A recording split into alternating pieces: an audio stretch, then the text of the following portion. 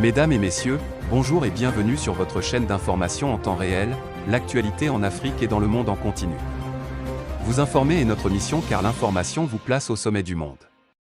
Alors si vous êtes nouveau, abonnez-vous et cliquez aussi sur la petite cloche de notification pour ne plus rien manquer, cela étant fait c'est parti.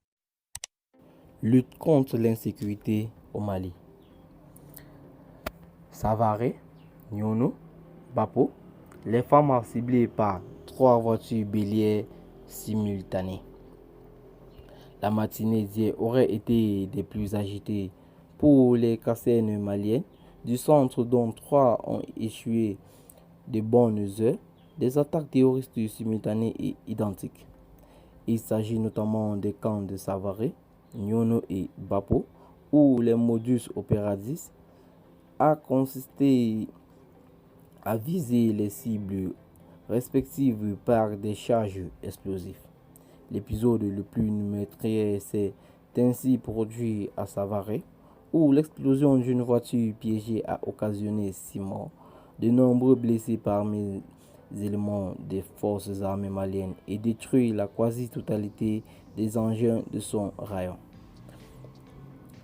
La destruction du matériel militaire a été également le seul exploit des assaillants à Nyono, où on compte plus d'engins endommagés ou calcinés que des victimes humaines, exception faite des blessés.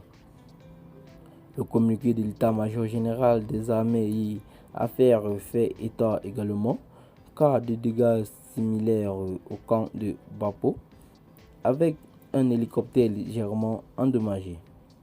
Le même communiqué mentionne une dizaine de terroristes neutralisés à Savare, dont le kamikaze sans aucune allusion aux pertes essuyées par l'ennemi à Nyono et Bapo. L'état-major a su par ailleurs du déploiement d'une importante opération de ratissage de Korobo. Un autre communiqué de la MINUSMA selon lequel cette mission onusienne a actionné à Savare ses forces de riposte à la demande de l'armée malienne.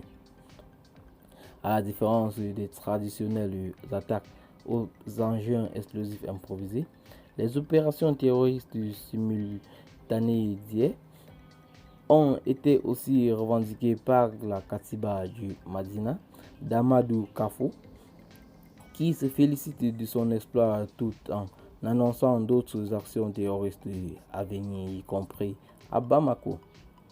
Une menace accueillie avec le plus grand sérieux par les autorités maliennes, auxquelles elle a inspiré des mesures sécuritaires drastiques depuis en vigueur depuis hier.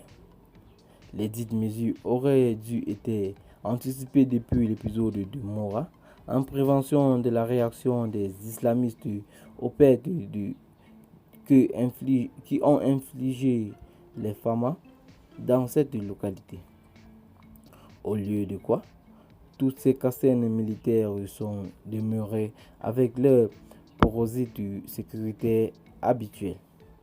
Quoi qu'il en soit, les épisodes d'hier prouvent à suffisance que la montée en puissance de l'armée malienne, recensée au point de faire l'unanimité dans l'opinion, infliger des pertes aux groupes terroristes sans réussir à les désorganiser. Eh bien les amis, c'est ici que s'achève cette petite note d'information. Abonnez-vous à la chaîne si ce n'est pas encore fait et activez la cloche de notification. Partagez la vidéo avec vos amis si vous l'avez trouvée intéressante et dites en commentaire ce que vous en pensez. Bye bye.